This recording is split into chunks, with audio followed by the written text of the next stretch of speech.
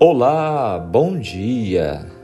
Que a graça e a paz de nosso Senhor Jesus esteja com você, juntamente com sua família. Vamos estudar juntos a Palavra de Deus? Vamos separar um tempo de comunhão com nosso Criador através do estudo de sua Palavra. Este é o projeto da Jornada Bíblica Despertar com Deus. O estudo diário de um capítulo da Bíblia de forma contínua e detalhada, dia a dia. Hoje vamos estudar o capítulo 36 de Gênesis, dando sequência em nossa jornada. O tema que este capítulo nos traz: a descendência de Esaú, o irmão de Jacó. Vamos, então, entender por que a Bíblia apresenta as genealogias. A gente já falou sobre isso lá no início, de nossos estudos. E vamos perceber que, ao longo da Bíblia, vamos encontrar a genealogia de várias pessoas, várias famílias. E apesar de Esaú ter se separado dos planos de Deus, a Bíblia detalha a genealogia dele aqui como irmão de Jacó. O capítulo é principalmente uma lista dos descendentes de Esaú, incluindo os vários reis que governaram em Edom. Se você for olhar no mapa da região de Israel, onde está Jerusalém, você vai perceber que Edom se tornou um país, se tornou uma outra região que faz ali fronteira com Israel. Este capítulo dá uma ideia da estrutura política e social de Edom. Vocês lembram que Edom é outro nome ligado a Esaú.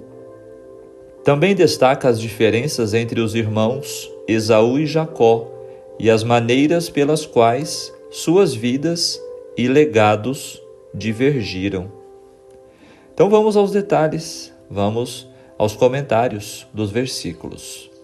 Este capítulo são 43 versículos e contém uma contabilidade concisa dos descendentes de Esaú e está inserido aqui na história bíblica para mostrar o cumprimento da promessa de muitas nações dada a Sara e Abraão, mesmo fora da linha da promessa.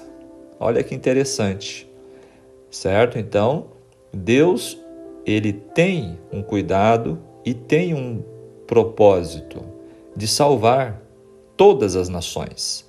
Esta lista contém 70 nomes e assinala um movimento político abrangente de uma extensa família para uma organização tribal e, finalmente, a uma monarquia, ou seja, o estabelecimento de reis, o que lembra a própria história de Israel.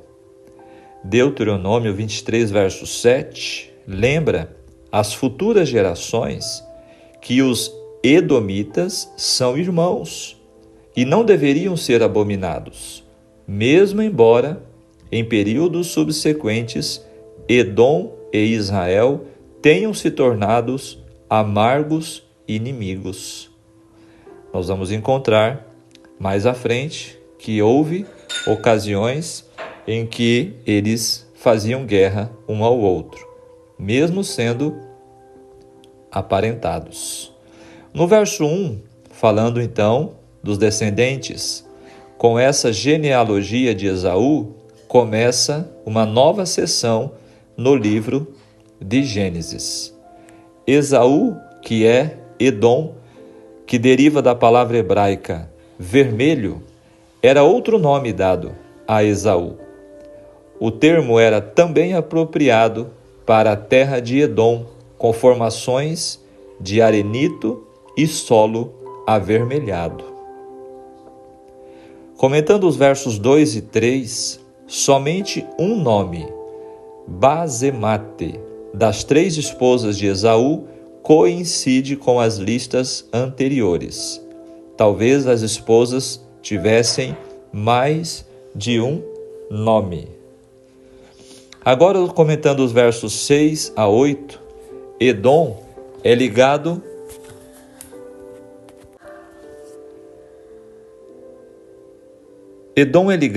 ao país montanhoso de Seir, conforme está em Deuteronômio também, capítulo 2, versos 4 a 6. O movimento de Esaú relembra outros movimentos de divisão na história patriarcal. Ao sair de Canaã, ele também remove a si mesmo da terra da promessa. O retorno de Jacó a Manre confirmou a decisão de Esaú de mudar-se permanentemente para Edom. Separados em espírito, Jacó e Esaú iriam separar-se também geograficamente. Olha que interessante.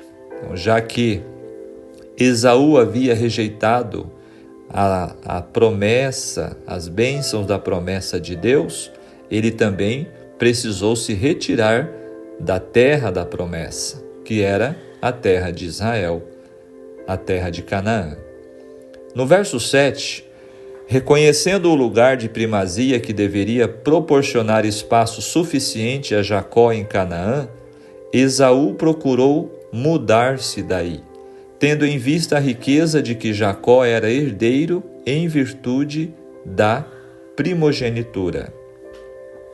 Agora, comentando o verso 8, Idumeu, o uso deste nome Idumeu para designar os filhos de Esaú perdurou até o tempo de Cristo. Olha só, Herodes, o famoso, o grande, era exatamente Idumeu. A extensão das terras pertencentes a Edom ou ao Monte Seir compreendia desde as margens meridionais ao sul do Mar Morto até o Golfo de Acaba, ou seja, uma distância de cerca de 160 quilômetros. É região de topografia irregular, contendo algumas montanhas, cujos picos atingem mais de 1.000 metros de altura. Agora, comentando os versos 9 a 11, esta genealogia enfoca os 12 filhos de Esaú, sem contar Amaleque, o filho da concubina de Elifaz Timna. Agora o verso 12, Amaleque era neto de Esaú, foram seus descendentes que sempre se opuseram a Israel, em todas as circunstâncias através de séculos, até o famoso Amã, personagem relatado no livro de Ester, era descendente do rei Agag. Olha a ligação aí de figuras que entram na história bíblica, aqui na descendência de Esaú. Ele era filho de uma concubina, mais tarde um amargo inimigo de Israel. A nação não estava incluída na linhagem edomita. Verso 15, príncipes, refere-se a capitães tribais. Esta lista mostra a transição dos descendentes de Esaú de uma família a uma estrutura tribal. Agora, comentando o verso 20, esta genealogia apresenta os habitantes aborígenes do Monte Seir, os quais os filhos de Esaú destruíram, e em outros casos com os quais se casaram. Esta lista mostra a transição dos descendentes de Esaú de uma família a uma estrutura tribal. O verso 21, o comentário nos fala sobre os horeus, como antigos habitantes de Edom, subjugados por Quedorlaomer, e não por Esaú. Descendiam de Seir, mediante casamento com a filha de Aná, chefe horita. Esaú teria formado relações muito amigáveis com essa tribo. No verso 28, o nome Uz aparece no drama de Jó, da terra de Uz. A lista mostra a transição de Edom de uma estrutura tribal para uma estrutura destinada ao reinado, a partir do verso 31. Faz distinção entre reis e príncipes no fato de que os primeiros detinham autoridade e exerciam domínio sobre maior extensão territorial do que os segundos. No verso 35, sua cidade indica que, do mesmo modo como Saul elevara sua cidade nativa, Gibeá, a categoria de capital, também estes reis edomitas elevaram as respectivas cidades nativas à categoria de capitais enquanto estivessem exercendo o reinado. E finalizando os comentários do capítulo de hoje, o verso 43, a última linha estabelece um vínculo com o verso 1, identificando Esaú como o pai de todos os edomitas. Agora vamos para o comentário do Espírito de Profecia, a instrução de Deus quanto aos edomitas, lá no tempo em que Moisés liderou a chegada ou a partida, a jornada para Canaã. Nas instruções dadas a princípio a Moisés, concernentes à sua passagem por Edom, depois de declarar que os edomitas ficariam com medo de Israel, o Senhor proibiu a seu povo fazer uso desta vantagem contra eles, conquanto o poder de Deus estivesse empenhado em prol de Israel, e o temor dos edomitas deles fizesse fácil presa, nem por isso deveriam os hebreus depredá-los. Olha como Deus instruiu Moisés com relação aos edomitas, aos descendentes de Esaú e, lógico, de Abraão. A ordem a eles dada foi: porém, guardai-vos bem, não vos entremetais com eles, porque vos não darei da sua terra, nem ainda a pisada da planta de um pé, porquanto a Esaú tenho dado a montanha de Seir por herança. Isso está no livro de Deuteronômio, capítulo 2, verso 4 e 5. Os edomitas eram descendentes de Abraão e Isaque, e por amor a estes, seus servos, Deus mostrara favor aos filhos de Esaú.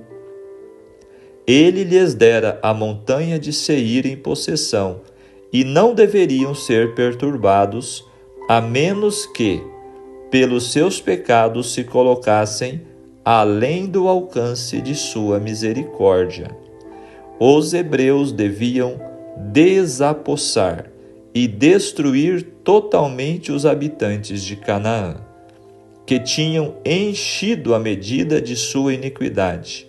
Mas os edomitas estavam ainda sob o tempo de graça, e em tais condições deviam ser tratados misericordiosamente.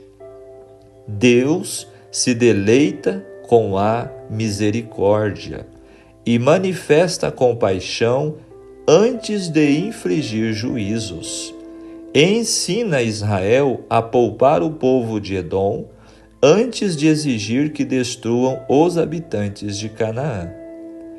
Os antepassados de Edom e Israel eram irmãos, e bondade e cortesia fraternal deviam existir entre eles.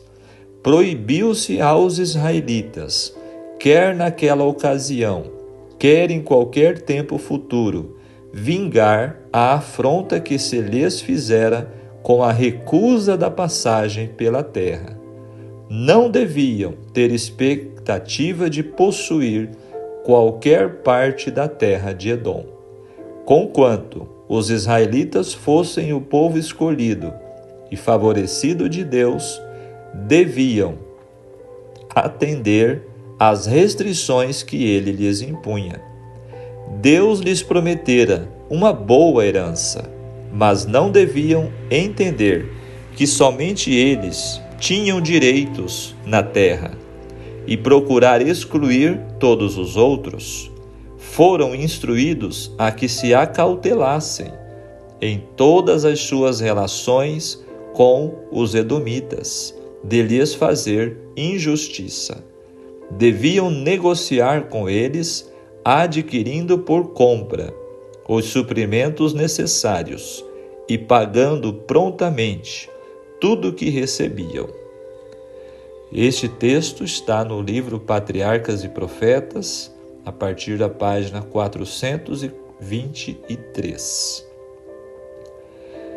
Querido amigo, querida amiga, ouvintes da Palavra de Deus, o estudo de hoje nos traz importantes lições, nos traz o cuidado de Deus com todas as pessoas, o desejo de Deus de proteger, de salvar, o plano divino apresentado lá no concerto, na aliança com Abraão, de que através do descendente seria abençoado todas as nações. Então nós temos Gênesis como público-alvo, os israelitas escravizados no Egito. Moisés informou-os dos acontecimentos históricos mundiais para que eles vivessem o que Deus desejava para eles. Como nós já explicamos no início de nossos estudos em Gênesis. Gênesis foi escrito por Moisés quando ele estava lá no deserto, cuidando dos rebanhos de Jetro. Deus, através do Espírito Santo, inspirou ele a escrever, motivando os escravizados israelitas e assim apresentando o maravilhoso plano de Deus para com a sua nação e também para com todas as nações. Atualmente, hoje, o remanescente de Deus, eu, você, estamos espalhados pelas nações. Hoje não existe um lugar específico onde está o povo de Deus. O povo de Deus está espalhado em inúmeras nações. E Jesus disse em São João 10,16 que ele tem outras ovelhas que não são deste aprisco. Ele deseja agregar todas as pessoas que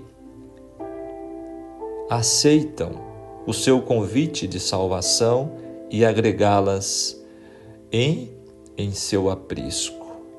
Queridos, nós precisamos compreender o plano de salvação, o propósito de Deus para cada um de nós. Precisamos também nos colocar como Jacó dentro deste plano divino. Em cada aspecto da vida, o povo de Deus precisa dar ao mundo uma clara mensagem de sua fé. Ao unir-se sob qualquer circunstância em sociedade com o incrédulo, o cristão assume o risco de perder a sua identidade e cair na triste estatística de Mahatma Gandhi, que diz: eu gosto de Cristo, eu não gosto de vocês, cristãos, vocês são tão diferentes de Cristo. Terrível, né? Realmente, um título nunca poderá substituir a essência. Levar o nome de cristão é fácil. Agora, viver como um cristão é outra conversa. O pensamento do dia para nossa reflexão: negligência em buscar a Deus leva à indiferença aos princípios do céu. Concluindo, hoje o Senhor não está dizendo que casamentos entre fiéis e ímpios devem ser desfeitos, mas que o que um dia começou errado, por sua infinita graça, seja transformada em uma união harmônica. Por quê? Falando de casamento, porque Esaú casou-se com mulheres cananitas, mulheres que eram idólatras, e isso contribuiu para que ele se afundasse ainda mais no pecado. Por isso, aplicando para nossos dias hoje, pelo procedimento do fiel, o cônjuge descrente deve ser ganho para Cristo. Estamos vivendo em um tempo decisivo e nossas escolhas, mais do que nunca, possuem uma influência que tem o poder de selar a nossa vida e a de outros, ou para a vida ou para a morte eterna. Que o Espírito Santo encontre em mim e em você um coração disposto a servir e amar a Deus, e que, revestido de Cristo, nossos pensamentos, palavras e ações revelem que pertencemos à família do céu. Amém? Que Deus nos ajude para isso. Vamos orar? Maravilhoso Deus, querido e bom Pai celestial, muito obrigado, Senhor, pelo novo dia, pela Tua misericórdia que se renova mais uma vez. Obrigado, Senhor, pelos ensinamentos no estudo de hoje, apresentando, Senhor, neste capítulo, o Teu cuidado e também o Teu intenso e profundo desejo de salvar todas as pessoas, de salvar todas as nações. E também o compromisso que nós, como Teus filhos, como Teus seguidores, temos de resplandecer através de nosso exemplo, o conhecimento da Tua salvação. Queira, Senhor, abençoar cada pessoa que está acompanhando este estudo e esta oração. Guia os nossos passos neste novo dia. Fica conosco e guarde-nos de todo o mal, em nome de Jesus. Amém. Que Deus te abençoe, que Deus te guarde, que você tenha um dia muito abençoado. E se você sentiu que Deus falou com você, você possa compartilhar este estudo, e se ainda não é inscrito neste canal, você está convidado. Inscreva-se. Também deixe o seu like para que este projeto possa seguir alcançando pessoas com a palavra de Deus, com a doce paz do céu. Um grande abraço. Até amanhã, se Deus nos permitir, para o nosso próximo estudo. Tchau, tchau.